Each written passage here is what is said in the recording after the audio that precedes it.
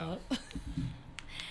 Good evening, everybody. Welcome to Fingerprints of Greif podcast. It is almost the last day of March and Good Friday today. So we have a part 2 of our show from last week with Heide. So Alan, welcome back. Yeah, thanks for having me. To the show. And one of the things that we talk about on our podcast is I had somebody ask me today about my podcast and they go, oh my gosh, is it depressing? Is it sad? And I said, I don't think so. I don't think that it is. I said, I think that the whole objective in wanting to bring this to fruition is that we need to talk about grief. We need to talk about our feelings around pretty much everything in life. It's healthy to talk about your feelings. But the one thing about grief is, you say there's 5 stages. I mean, I personally think, yes, there are 5 stages, but I don't think there's a 6th stage, which is the forever, Yeah. and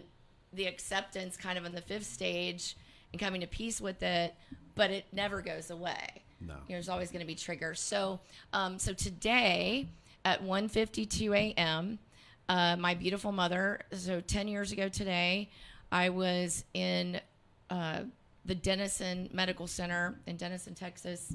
Mom had been in the hospital. She went in on March 26th, and none of us thought she was not going to leave. And then they ended up doing a scan because she was throwing up a lot of blood, and she had esophageal cancer. So there was a rupture, and the doctor had said, if that ruptured, that would be it. And so we woke her up. I did not want to tell her that she wasn't going to leave the hospital. We kind of had a little internal fight in our family about that. And I personally didn't think she needed to know that. We just wanted to love on her, but kind of lost that battle. And she cried. And I think she knew that she was coming to the end as well. And so then morphine kicks in, because she couldn't talk very well without being very uncomfortable.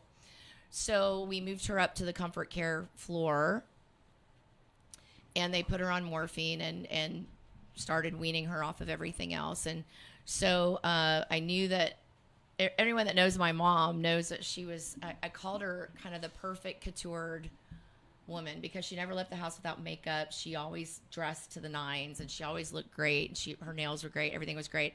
And I thought, okay, well, she'll come back and haunt me if I let her pass in this hospital gown, because it was terrible.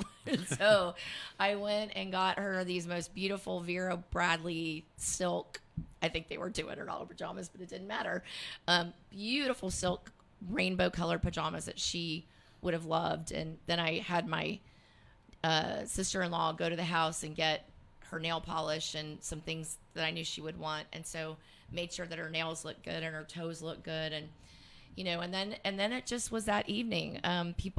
Friends coming in to sit by the bed and talk to her, and had gospel music playing. And then it was around 1:48, I think. It's funny how you remember exactly. The song "The Old Rugged Cross" came on. Oh, nice. Which was one of her favorite songs. And you're not prepared for that last breath to come. And so it was just me in the room with her.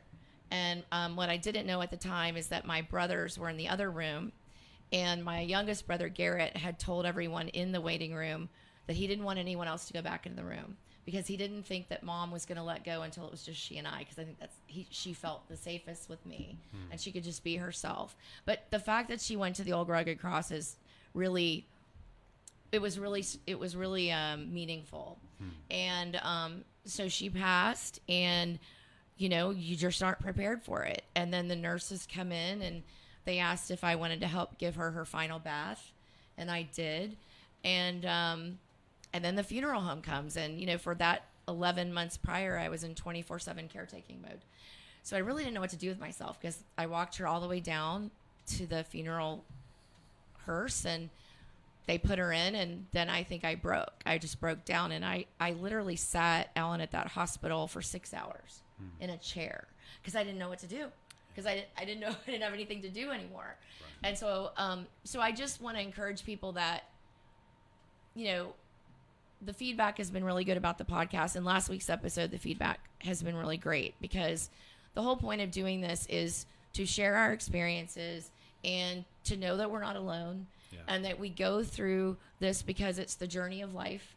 You know, I don't think any of us get out of here without pain and any of us get out of here without loss. Right. It is a journey of highs and lows. And so we're here today, and I just encourage everyone to come, go to the website, which is being built. We'll be ready next week, and listen to Fishbowl Radio Network. You can go and catch some of our episodes on Spotify, Google Play, Apple Podcasts. And and so I think with it being Good Friday, and literally this was the day that Mom passed away, it's been a range of emotions today. Yeah, I bet. I cried once, which is okay. Normally, I remember, 3 or 4 years in, I was worse. And people, you just don't have an idea of the cyclicality of when you're going to feel more unstable than other years. There's no real rhyme or reason. The first year of everything was terrible because it was the first Christmas, the first, everything. And then, the one thing I'm really going to miss on Sunday is she made the best homemade potato salad. And she only made it at Christmas and Easter. And I should have learned how to make that. So I would encourage everyone listening that if you are blessed enough to have your mom or your dad, take videos of them, get the recipes of the things that you grow up with that you love, because when they're gone, you kind of kick yourself. Yeah, it's gone. It's gone. And you're like, oh my gosh, I don't even remember how to do that.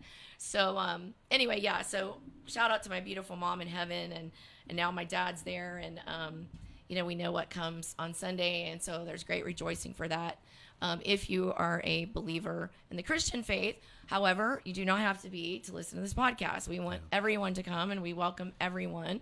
And so whatever power, whatever practice that you do, we want you to come and join us. So with that being said, if you didn't hear our interview last week with Alan, we really went through your story of childhood, baseball, some incredible coaches that you had that helped you when you had I don't even know if I want to call it, I guess just kind of like the teenage kind of getting in trouble. Yeah, angsty. Yeah, and just you're growing, and frustration and anxiety and all that stuff. But you had a great college experience. You ended up winning a championship. You had an amazing coach that believed in you. Yeah. And then you decided to get your clinical psychology degree, and you are a counselor for, you do behavioral health counseling. Yeah, yeah. Is it a focus on addiction? Well, I have a couple what you would call like niche where I've spent a lot of time treating 12-step recovery, substance use, and family and friends of alcoholics and addictions is kind of the predominant area that I've gravitated in my 12 years. But I also work with complex bipolar cases and helping with medication compliance with a couple doctors that I've, created relationships with back in California. So, I have a background of working with primary mental health, anywhere from schizophrenia to bipolar disorders all the way to substance use. Which is hugely prevalent. Oh, massive. Yeah. It's massive. I know we touched on that a little bit last week too. And talking about, there's kind of a fine line, having a brother that had a brain injury, getting those meds right, because when those meds are unbalanced, it creates pseudo symptoms of bipolar, and that's always seems to be the first thing they want to diagnose him with.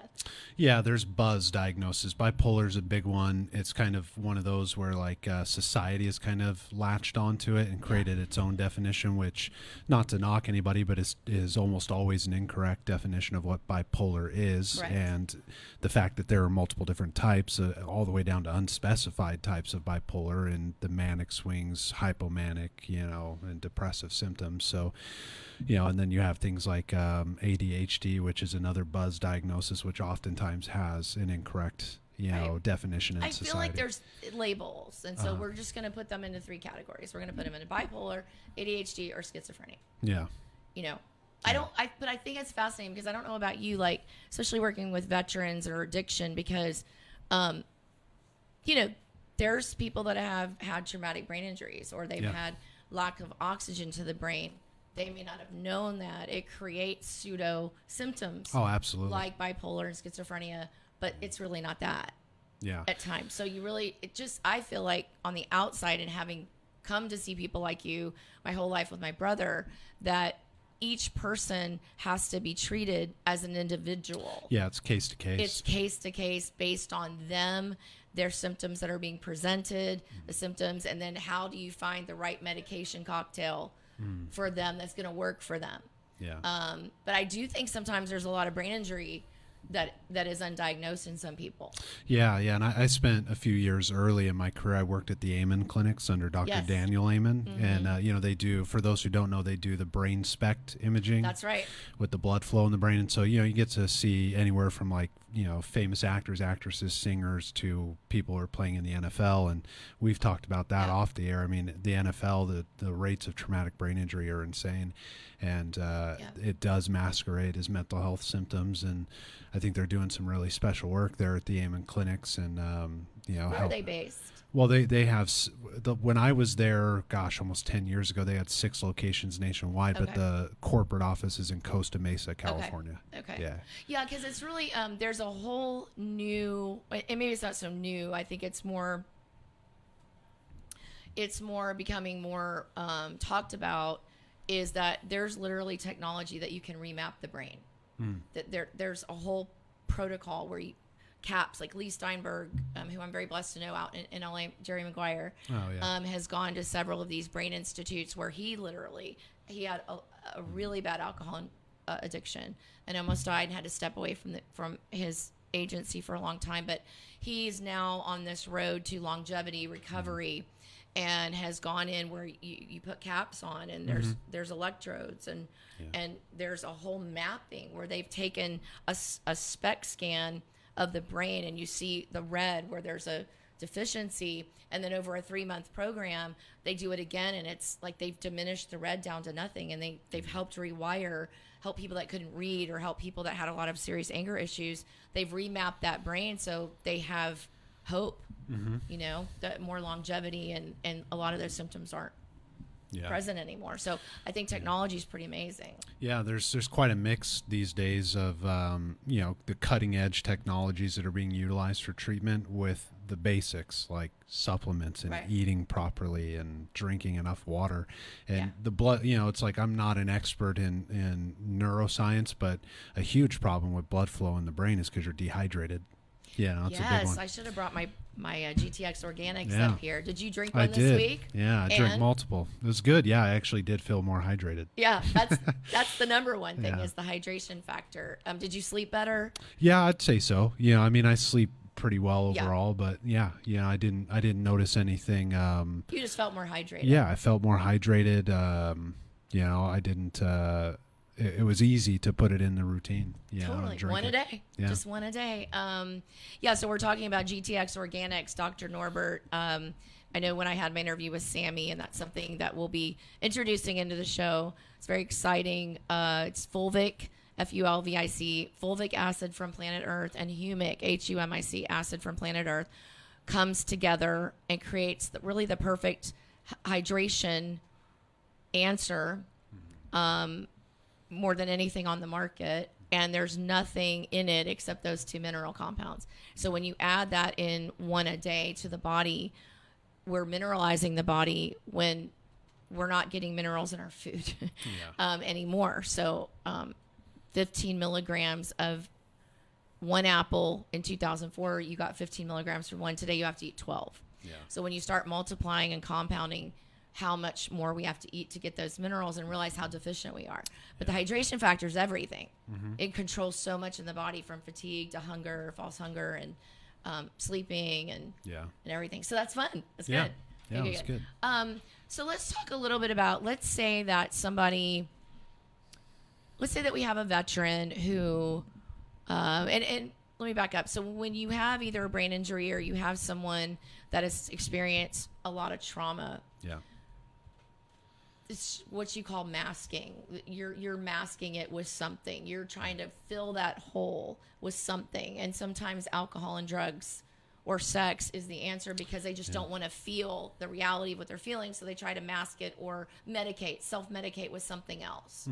So I know similar to the athletes, when they get out of the professional world, everything just stops. There's no more lights, there's no more crowds, there's no more asking for your autographs.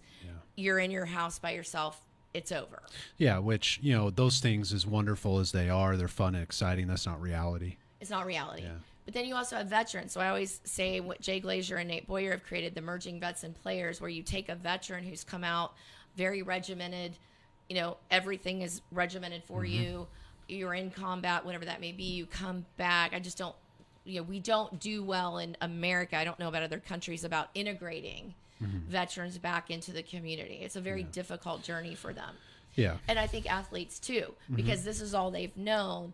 Now it's sort of like, now what am I going to do? Yeah. Athletes, Hollywood, anybody who lives out of the ordinary type of structure. Right. Once it's done, the transition's really difficult.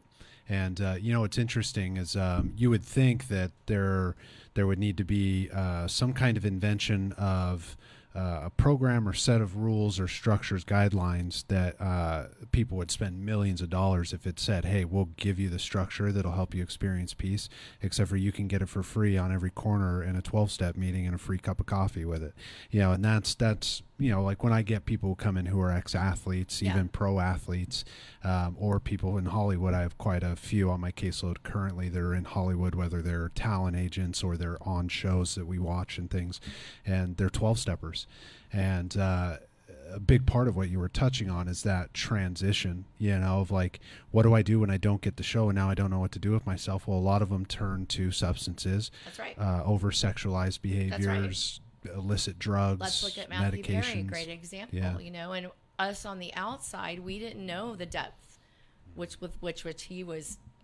I mean, we're talking about, I forget how many pills a day. Yeah. At one point, I think he said 28.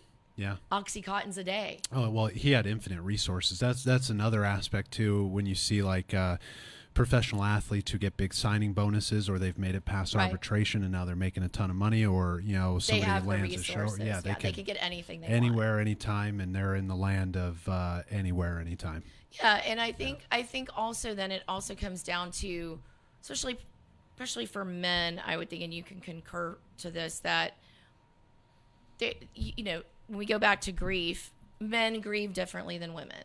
Slightly, yeah. Slightly, it's more of that bravado. I can't show my emotion, I can't cry kind of thing. I have to be strong for everybody else. Yeah. And forgetting to put the oxygen mask on themselves. Well, you see a lot of that these days too, where it's like everybody is pushing for some kind of old age stoicism. And I like stoicism. I think it's a principle that any human being, would benefit from learning, just like any philosophical principle. Yeah. But to use that as a blanket to not feel, and you see a lot of young dudes doing that. Of like, there's like this surge in social media. You see it a lot around mental health, of like Marcus Aurelius and his book, on meditations, and phenomenal literature, not how you should be prioritizing exactly how to live your life in 2024. Yeah, absolutely not. And I think that there's too much of a cliquish, if this works for you, there's a desperation within people to find the fix. Yeah. There's a desperation within people to find the fix that they want, it the quick fix, because that's what we're used to in this country. Yeah. We don't want to go through the hard work. Yeah. We want the fix. Right. And so there's a balance in that, right? Because I guess what I'll say on that other point is like the tenets philosophically of like Aristotle, Plato, Socrates, Marcus Aurelius, these principles are good for humans. They're good for men, right? But it's what you were touching on with grief and loss, the blanket approach to our emotional experiences. It can fix everything. Yeah. It can. Yeah. That's where you come in, right, to kind of give people, because I would anticipate, because I used to go to counseling a lot after Mom passed away. I was just had a lot of trauma, and I just couldn't break it down myself. And I was shocked about that, because I always broke everything down myself and considered myself, but I just didn't have the tools to do it, because it was so overwhelmingly painful for me. Yeah. And I felt stuck. So I needed somebody to come in and let's break it down piece by piece. And I think that's where the power of therapy is so important. And I applaud people like Michael Phelps and who came out with his promoting the counseling site online, because for these heroes to come out and what's her name, the most decorated Olympian that the black girl, oh yeah, the gymnastics. Yeah, I just can't think of her name right now. But and then the tennis player, the Asian tennis player that came out and said, I have to quit the game for my own mental health right now. So I think it's nice in 2022, 23, 24, especially coming out of the pandemic, that therapy is okay. It's not a bad word. In a way, it's interesting, right? I was talking on one of my episodes a couple weeks ago about how the stigma on a media level has seemed to decrease, but in a sense, it's gotten kind of mainstream. And anytime something becomes mainstream, the stigma is still there, right, on the ground.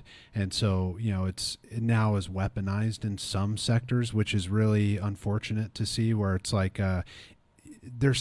I'll kind of plan it like this. In my practice, I'm all about accountability and responsibility, not just for the way that we feel, but especially the way that we behave. Right. And we see a lot of that in society today, where people use the mask of mental health as a buzzword to not take accountability for their behaviors. And to kind of just create a blame game that it's a mental health issue. It's not. Yeah. So I can put it into this bucket and call it this without taking the accountability and the responsibility, because people, that's uncomfortable. Yeah. The way I put it to my clients is like, I'm not going to go around and talk to everybody I see about the fact that I'm in therapy. It's a confidential process. So why do we see it so much? And I've never been of the mindset. Why do we see people talking about it so much? Or the way they talk about it, I was talking with my client about self-diagnosis, right? Which is when anytime a client in my 12 years has ever come to me and told me what the diagnosis is, they've been extremely difficult to treat.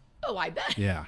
But when they come in and they're open-minded, they don't know the information, but they want to see themselves and they're open to the discussion, they're extremely easy to treat. Yeah.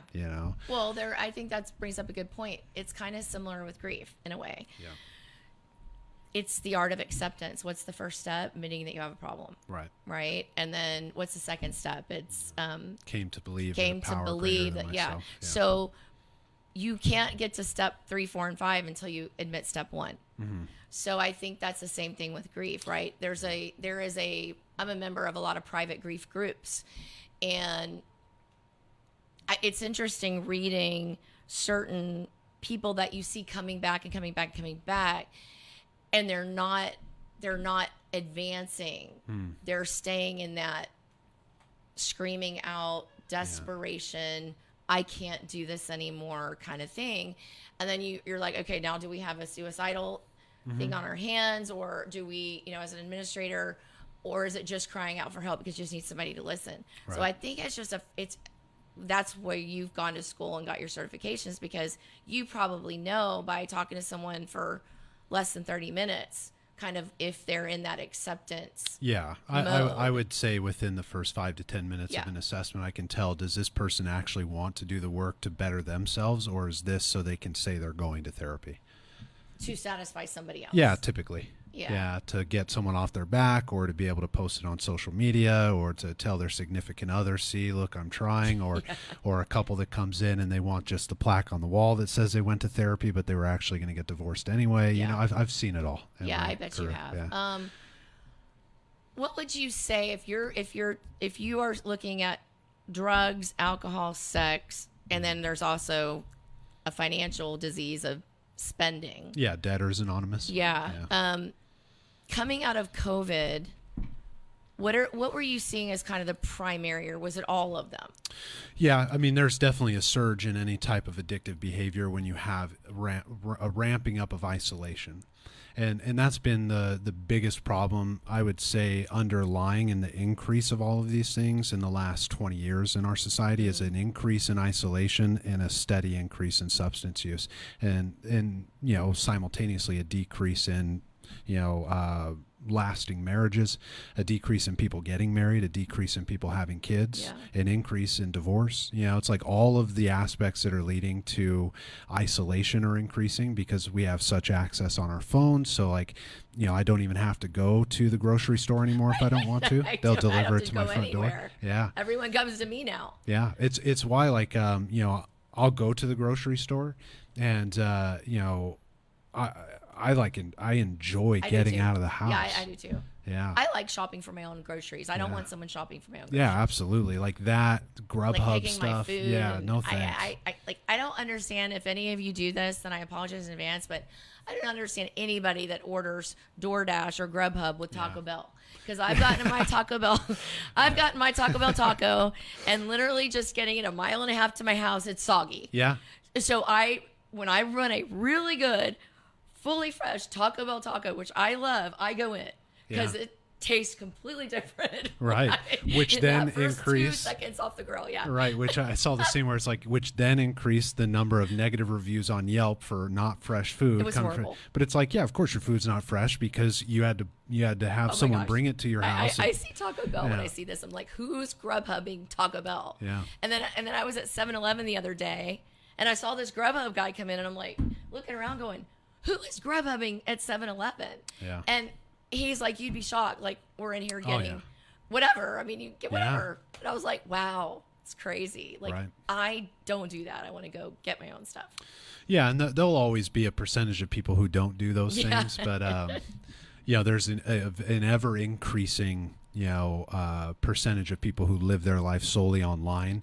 And that's a huge problem in Japan. I forget the name of what they call the gentlemen who like literally never leave their house, like where there's like an increasing percentage of dudes in Japan who like haven't even left their house in like 3 years, not even walked out the front door. What? Yeah, there's a term for it. It's escaping me. Is it a phobia? No, it's not a phobia. There's no reason. They have AI girlfriends. There's that whole thing where like now it's like you can have an artificial intelligent girlfriend or boyfriend or whatever you're into, and it'll talk to you, and and they play video games all day, and they do their equivalent of DoorDash, and there's a specific term, and we're seeing what's happened in Japan happen here. First, it was a decrease in marriage and a decrease in having kids, and then it was total isolation and things like suicide and substance use and increasing like sexual frivolousness. So the ones that are going, Japan has a huge problem with like solicited sex problems, like hookers essentially. I don't know if we're allowed to say that, but and we see that increasing here in America too. So and especially when people talk about it online, it gets real hyperbolic. And I'm not a fan of that either, where it's like all men are like this or all women, because it divides people. And the reality is umbrella statements never work because people are vastly unique. It's like our politics. We put people in a red box or a blue box. Right. And I've never heard that about people in Japan. I can't even imagine not leaving your house in 3 years. Yeah, it's wild. And it's a massive percentage of like boys from the age, or men from the ages of like 18 to 50. And so it's like right in the prime of where they would be out. So no marriages, no children. Yeah. Wow, I wonder what the percentage of that, if there's been a focus, like how many of them have a mental illness and then commit suicide. Yeah, well, that's the increasing percentage. And anytime you see anything related to isolation, it's why in substance use you see a huge percentage of suicidality. Right? Anytime you see isolation, suicide, depressive symptoms sharply increase, especially in men. That's so wild. I don't understand these AI girlfriends and all. I mean, it's wild. Yeah. Crazy. I don't get it either. I remember one of my favorite films, and it was out there, was Ryan Gosling, Lars and the Real Girl.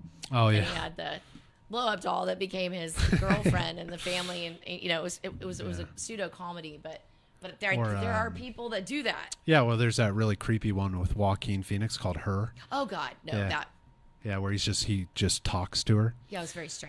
That's really that's what's happening. That's crazy. And it's not too long from being in America. I mean, with artificial intelligence, it really, like, who's to say where exactly it started? But Japan really has been using it for a lot of years, so they're ahead of us in a lot of this stuff. Well, then I wonder. So, and this is kind of off topic, but I get fascinated by that, because then I wonder, when you're thinking about looking at longevity of societal things in that country, having no marriages, no kids, That seems quite interesting that in Japan there's going to be a real tipping point of a different societal makeup Yeah. if you're not having children and dads and things Right. like that. So what does all that end up being? I mean, I don't know. Yeah, well, it's like we have plenty of history lessons on that, but I think a really important one is look at Soviet Russia, where they weren't allowed to do those things, Right. and thrown in prisons, and they had the longest standing concentration camps out of any nation on this planet, and the way that they've treated their society is quite atrocious, and it's quote unquote better now in 2024, but that's just what they tell That's us. what they want. Propaganda. Prison camps still exist in Soviet Russia today. But what's wild is like, you look at what happened, it's like, you're subjecting yourself to totalitarianism, really. It's like people, when a society isn't creating their own, let's just say like the equivalent of living on a ranch and having a big family, right? Where you believe in your morals and values, and you believe in a power greater than yourself that's like a telos, something off in the distance that I can strive to be better than. Right. If a society doesn't have that and a lot of people doing those things, then human beings take total power. And it's really easy to manipulate separated societies. So like if somebody doesn't have a connection to their family or a reason to honor their parents, it's like, well, who are they? They still are human. They want to be a part of something. Right. What are they going to turn to? The government. And we've seen that in Russia. We saw it in Germany, and what happened in Germany in the 1940s. Yeah, oh my God. I mean, Yeah. and leading up to the 1940s is precisely what was happening, that people wanted to fit in and they looked to the government. And it's like, Bad. we got to read our history. Real bad. Yeah, and I Yeah. think that brings up just the kind of the whole thing about, when you talk about grief for a moment, I have a couple really good friends playing the NFL that have retired, but we were talking about the cancel culture. Oh, yeah. Of the Robert E. Lee, which Robert Lee wasn't a good guy, but he is historical. And then when they took they took the statue down in New Orleans on the square, and they're taking all these statues down and they're renaming these schools. I mean, I understand to a degree, but I also think about, what Florida's doing is just ridiculous, where they're like, they closed every diversity office, and there's and pulling these books out, and To Kill a Mockingbird's gone, and all these books, because that didn't happen. Yeah. In their minds, that did not happen. Well, they want it to not happen, and let's think about, Right, they want it to not happen, but it's because they don't want to teach it, because they don't want people to know, but that is history. So when you are doing that, I feel like you're creating a monster. Well, in a sovereign country, a free country, anytime you start limiting literature, that's the beginning of really big downfall. That's the beginning of what happened in Germany. Yeah. Yeah, and in Russia. You can't read this. Screw you, I'm going to read this. Right. Period. End of story. If I can't get it from you, I'm going to go. I'm going to buy it from somebody's garage. Right. Yeah. It's just it's really freaky. It's kind of freaky, and I think so. Going back to the grief conversation, when I was talking to one of my player friends the other day, he was talking about, as a black man and raising his family, that he just says there's a level of grief within me because of what's happening in America. Like, it feels like, the Selma Bridge, we marched for voting rights, and then what we're seeing some of these southern states doing is taking us back 60 years. Like, just trying to erase the last 60 years. Yeah. And pretending like, sorry, we're going to take you back here. You're not going to do that anymore. And he said it's very depressing, and it's causing him to feel depression, and it's causing him to feel sadness and out of control, because they don't have control over it. You only can have control what you do. So there's literally some people that are telling athletes, don't go to Florida schools, don't take scholarships at University of Florida anymore because of what's happening there. And it's really strange. Yeah, it's really strange. And you do have these polarizations of kind of a brainwashing type mentality, that if you don't believe the way I believe, you're flawed. Yeah. Like, you're flawed. There's no disagreeing and go, hey, Alan, I don't really agree with that. Right. But I love you and I respect you, and we're just going to agree to disagree on that. But I'm not going to rip your nose off because you don't believe what I believe. Right. And then I'm canceling you out and calling you names and like you're the worst thing on the planet. But I see people doing that every day, and it's really scary to me. Yeah, and I think the reality of that, taking a neutral position as a therapist, is that's always, when I see situations like that, people not willing to listen to each other but quick to fight on topics, that's always a sign of unresolved resentments. It has nothing to do with that other person. Right. When you can't find common ground with a person, that doesn't have anything to do with the other person's point of view. That has everything to do with what's unresolved in here. Absolutely. And they're just never going to bend on that. So going back to, it would be a loss if they did. Yeah. Right. So going back to, we have obviously an opioid and fentanyl crisis in this country. Massive. And you've got people that are abusing both alcohol and the opioids. I think something that was fascinating that came up last week in another discussion of a guy that was a veteran, that the Army was giving him opioids to get better, and pretty much making him addicted. And knowing that I'm giving you all these cocktails of drugs, and then just taking away from him, like, your discharge, go back home, and like he's become an addict. Yeah, the biggest boom we saw in our country, and not to say that it was the only time, but one of the biggest booms prior to this era was after the Vietnam War. They were getting access to so much opiates through their like chain of command, even, and being encouraged to take it. I mean they were getting messed up over there, and they had to keep fighting. So it was like, hey, well, they produce it here, go get it. And then it came back. And that was one of the first big booms. But one of the problems we face today is like, ever since the legalization of marijuana in a lot of states, we've actually seen a rise directly correlated in fentanyl increases, because now what we thought, like, and I don't necessarily disagree with this premise across the board, but when you legalize a substance that was initially illicit, the hope is that things like the cartel, will have a harder time gaining a foothold. The problem is they had an easier time gaining a foothold, and then they could push the harder drugs, which made it easier for them to recruit. And so now fentanyl is being pushed, and it's in marijuana that kids are smoking in those little vape pens.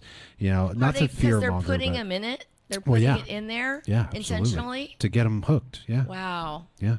And it's extremely addictive. I don't know if it's more addictive than opiates. I wouldn't go as far as to say that, but it's as addictive. And I think it's as addictive, if not more, than heroin. Well, and the biggest problem with fentanyl is that it's direct poison to the body. And so you don't need a whole lot of it. You're going to die. That's right. So these pills that are laced that are too much. And I mean, it's just it's a crazy journey. And I think, do you see in your profession, you see people that are, okay, I'm not going to be a police officer because of this. I'm not going to be a fireman because of this, or I'm not going to, whatever. But do you see, like, I've always heard that we have a need for a lot more people doing what you're doing in our country, especially after COVID, that we have a gap in the number of people that are helping those with addictions and mental health and behavioral health crisis, that we don't have enough people. Well, yeah, there's always been a gap. If you look at, like, psychology hasn't been around that long as a practice, as like a discipline. I mean, we're talking about Freud was really the spearhead who started all of it, and that's not that long ago. That's the early 1900s, and people have always been humanly sick, which is, we all are in our own ways as part of being a fallen culture, right? But it's much more prevalent in the discussion. And so I think we will see a boom in people wanting to do this work, but that's also where it's kind of like, we saw a boom in McDonald's. Did that turn out that great? No. They used to make phenomenal burgers for 25 cents. Now it's like you pay $15 and get a burger that might as well be cardboard. We don't even know what the heck is in it. We don't know what's in it. I'm a purist in my field. I'm never going to sit here and say that I'm the best clinician, in the world, because I know I could list off 10 of them that I love to follow that are much more brilliant than me. But I do think that there's something when it starts to become a push, the scrutiny of like getting into the field decreases to get a lot of people in. Yeah. And that's not the worst thing in the world.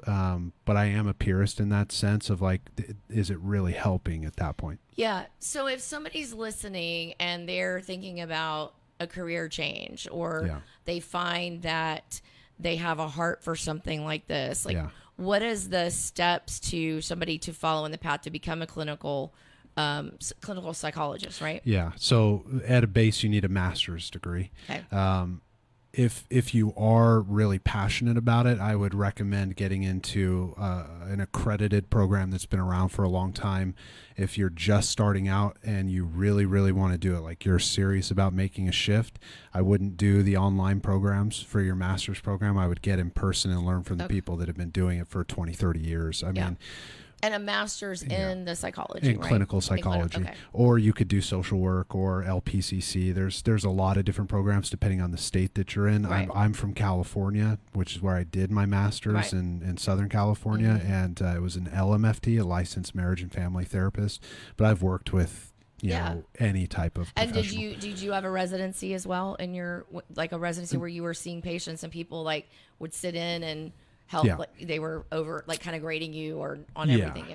Yeah. So in my doctorate, we call those like residencies, Okay. but in my master's, it's we call it well, now they call them associates.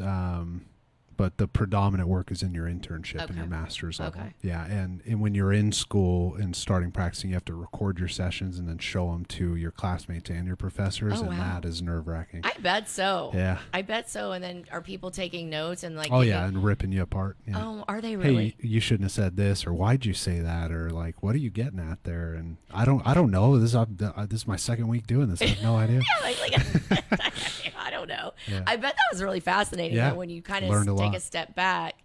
Well, you want to talk about figuring out people's personalities real quick, how they receive information. I bet Yeah. that was crazy. Oh yeah, it's hard. Yeah, and I was young when I went in. I was 21 years old when I started my master's. Oh and, wow. Yeah, I was a kid and I was fresh off a And baseball did you get your field. doctorate as well? I'm currently finishing it right now. Wow. I'm almost done with my dissertation. Is that a 4-year? It can be. I've took longer. Wow. Just because I haven't been in a rush, and Yeah. your dissertation you're at your own pace, and And are you because is it one subject that you have a dissertation on Yeah. that's what you got to stick with? yeah. Wow. So I've been studying the correlation on. Essentially, my dissertation is on the necessary time for your brain to heal after you've stopped using substances. So 36 months is the general accepted time frame in the brain disease model that shows that after 36 months, your brain is finally pretty much past That's the interesting. effects. Yeah, and so, but in our society, treatment centers, you're lucky to get 30, 60, 90 days, and we're talking about 36 months for You're your brain to getting heal. like sometimes 2 weeks, and then Yeah. they kick you out. He's ready. You're like, no. Right, And not then they even just close. want to pump you back up with, Yeah, I know with my brother and dealing with his medication, we've just had a roller coaster the last couple of years, and they just want to suck him in, get him into groups, write the script, yeah, and then give him more script, go home. And then it's like, what are you really doing? yeah. Well, and then you have a real problem in our society with recidivism. So people coming in and out and in and out and in and out of Yeah. treatment until it's on the taxpayer, and that's another problem with the war on drugs.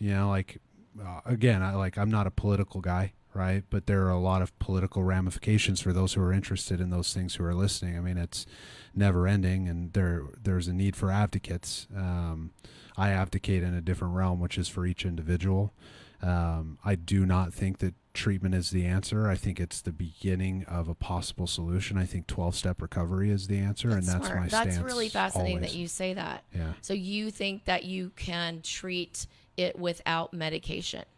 Well, it's again case to case basis. But some. I think here's my hardline stance as to like just pure substance use recovery. Any substance that's ever been fabricated to get someone to stop using substances has only resulted in needing another 12-step program. Right. It's like, look at Xanax. It first bursted on the scene because it was touted to be the substance that stops the alcoholic from drinking. Now it's one of the most abused substances on the face of the earth. Yeah. It's like ketamine's not far behind. Ketamine is a new one that's an FDA approved, monitored, and now we're seeing like it's a psychedelic. You're seeing people that are really messed up from it. Yeah, and it's starting and gaining steam the exact same way that Xanax did. right? Which is, oh, well, doctors suggested and it's having such great effects. Yeah, for those who really want it to. But that's the thing too about 12-step recovery is it's not a program for people who need it. It's a program for people who want it. That's really important. know? Oh no, that's so enlightening. I think that's really important. We've got a few more minutes. Tell the audience, people listening, how to find you, and if somebody is interested in setting up a consultation with you to start therapy, how do they do that? Yeah, so I've got right now. I do have a few slots open. So if you are interested, I'd act quickly because I also just today had 2 of my clients from last year reach back out to get on the caseload. Yeah. But you can find me at alanheide.com. That's ALANHEIDE.com. And I have buttons on there to email me to click all over the website to get a consultation. I would suggest just shooting me an email with your number and asking for a consultation. I do 15-minute free consultations if you're interested. And then other than that, you can also find me on YouTube. So if I don't have slots open, but you like some of the information that I talk about or just want access to tools, I upload pretty much every day on my YouTube under Breaking the Cycle. I love it. What in terms of physical exercise and stuff?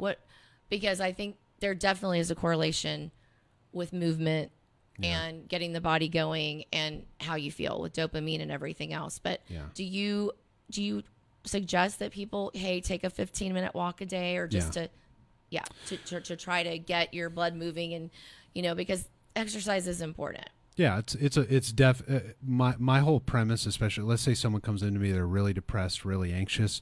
We in the assessment, we want to start to figure out, what does your day look like? Are you doing the things that the vast majority of people do, which is get up at the same time, go to bed at the same time, and have something fulfilling that you're doing during the day that causes you to create a schedule. If you don't have those things, let's start to get on that. Right. And then we can move into realms like physical exercise. I'm a huge proponent of like the 30-30-30. So, 30 grams of protein in the morning, 30 minutes of exercise within 30 minutes of waking up. And that's not mine. I didn't coin that. I forget the doctor who. But I think there's proof that helps with longevity of stabilization of that, right? Yeah, and in regards to just structure in your mental health, it's like the vast majority of people, they're getting up early in the morning at a set time, and they're going to bed at a decent hour at a set time. And if you're outside of those ranges, that's where you see most anxiety and depression is people who don't have structure. Yeah. And also people who aren't eating properly. Right. So, if you're in a calorie deficit, often you're much higher propensity to experience anxiety. And the longer you stay in an anxious state, the more depressed you're going to feel. And the longer you're depressed, the more severe those symptoms get, the more we're talking about dangerous stuff like suicidality and homicidality. So really there is something to be said for structure and stability. And then this is the nightmare at night, like this thing. I released a video the other day talking about just 4 different types of boundaries, but digital boundaries were on there, and it's a touchy one in today's society, but I talk about it with all my clients. It's important. If you're going to spend 5 hours on your phone, then you have to have a boundary there to like, it's only 5 hours and I'm getting off of the phone. I understand in our professions and in our daily life, we have to use Nothing's technology. That important. Right? We're on technology right now and hoping that people watch, and I get that. And like, hey, maybe the boundary is that you tune in for Kim's show here and then you tune in for mine later and then you get off your phone. Right. And I also think like one thing I've been trying to do better, because this is not good for you when you, first thing we do, people check it. It's the first thing you do. And they say to discipline yourself to not check it in the morning, like to get up and leave it. But I've been trying to like turn it on silent and putting it away, like on the other side, my nightstand, but on the other side of my book, so that I don't touch it. And then if I wake up in the middle of the night, it's hard because you want to go for it. But then sometimes I was getting in the habit where I'm reading news articles. Well, that's not good for me either, because then I'm stimulating my brain. I'm not going to go back to sleep. Yeah, well, blue lights at night are going to keep you awake. That's right. It makes it harder to get into REM sleep. Yeah. Absolutely. Gosh, this is so much fun. Like I could just do, Alan, you and I should do a show. I'm so excited. Let's just talk a little bit about, because we're about to wrap, with Good Friday. Holidays are very difficult for people in grief. And I just went to my friend Robin's nephew's funeral this week, and he died of a drug overdose, of fentanyl. And I know that the Valitudo family, we've been lifting them up in prayer this week, and it's going to be really difficult. Yeah. What are just a quick couple things that you can help an individual who may not have family or friends that can help them feel a little stability with grief over the next couple days? Yeah, I was just joking with an agnostic client, who doesn't believe in a higher power. I said, well, maybe you should still try to go to a church and then have someone who believes wash your feet. Get a good laugh out of it, but get around people. I love to poke fun in the ways, it's like, or go get a pedicure. Yeah, go be around people. Yeah. And if that's really difficult, then I would say, if you are a spiritual person, turn to your higher power. All right. If you don't have access to a lot of people, I would start to utilize this as an invitation to invite that into your life. My biggest abdication in my clinical practice over the 12 years has been community. If you're not around people, you're going to be feeling not too good. And so that would be the first place that I start. Or get out, go for a walk, get some fresh air. The last thing you want to do on a holiday, if you're feeling down, sad, and depressed, is just sit in a dark lit room. So get out, get some sunshine. Take your dog for a walk. Yeah, if you got a pet, take your pet out. If you got a cat, cuddle with your cat, and then get some sunshine. And even getting out, go see a movie. If you feel like, you don't want to be around people, just go see a movie. Get out and be around people. Yeah. It always does make you feel better. Yeah, and I'm also a big advocate of take yourself on a date. Yeah. Go get ice cream. Go see a movie. Take yourself to dinner. No one's going to judge you. Right. Not as hard as you judge yourself. So, right. Yeah. Take yourself out and, and if all of those things are out of reach, then truly, truly, truly reach out for therapy, because we got to figure out what's blocking you from doing those things for yourself. Yeah, that's so important. Well, thank you so much. And your show is coming on Fishbowl Radio Network in an hour. So you are live every Friday from 7 to 8 o'clock. Correct. Can find you on your website, YouTube, obviously on Fishbowl Radio Network, and we'll be back next Friday for another edition of Fingerprints of Grief. And you can, my Instagram page is almost done, so I'm excited about that. Nice. And the website. And if you have any questions or any resources that you are interested in for grief, you can message me on Instagram, Kimmy Franchise, or you can go to Fingerprints of Grief Facebook and send me a DM there. And I do have some resources, and I can also connect you with Alan. So I hope everybody has a safe and blessed holiday weekend. And if you don't celebrate Easter, that's fine. Just know that when you wake up, hey, we're blessed to be alive. And go get some ice cream. I think what Alan says. Ice cream always makes you feel better. Simple pleasures. Unless you're lactose intolerant. So, all right. Thank you guys. Have a great night and a good weekend. Thanks for having me.